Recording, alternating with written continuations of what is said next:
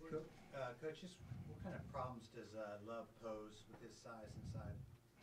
I think he has very good footwork. He catches the ball very well for a big, and he does a good job with either hand as far as a soft touch around the rim. And and he's a strong kid. I think he does a really good job setting screens. And obviously, when you help on the screen, then I think he does a very good job rolling and getting position on you. So, he definitely knows what he's doing on that block, and he's the first. This is why he's the first team all league guy. They put shooters around him too, and I imagine that makes it stresses defense also. Yeah, it does. I think when you try to double him, he's a very good passer. Obviously, it probably comes with his strength, but he's a good passer. He knows how to find cutters. He knows how to find guys at 3-point line, and I think they do a very good job as far as spacing the court.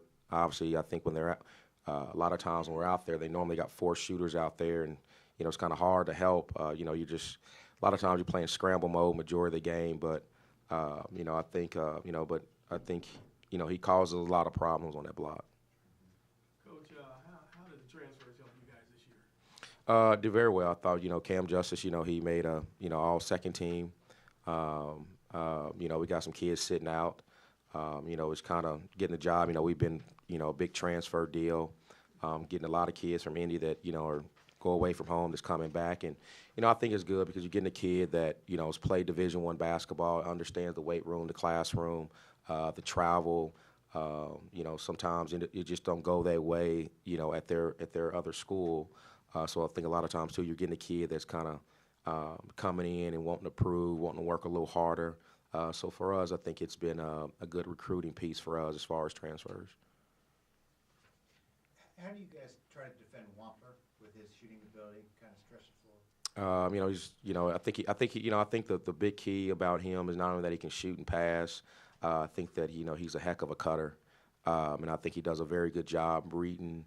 If you take your eyes off on 1 second, he's cutting. So I think that's where watching the game, he's that's something that is hard to teach, and I think he has that. But I think him cutting off the ball is a knack that he has that's really good.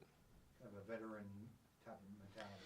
Yeah, veteran type of mentality, but I think it's just almost like shooting or passing or ball handling. I think you just got to have a knack for it, and I think he has an unbelievable knack for it. Whether the ball's on the wing, ball's on the top of the key, the ball's in the post, he just kind of he finds himself in a lot of positions to score.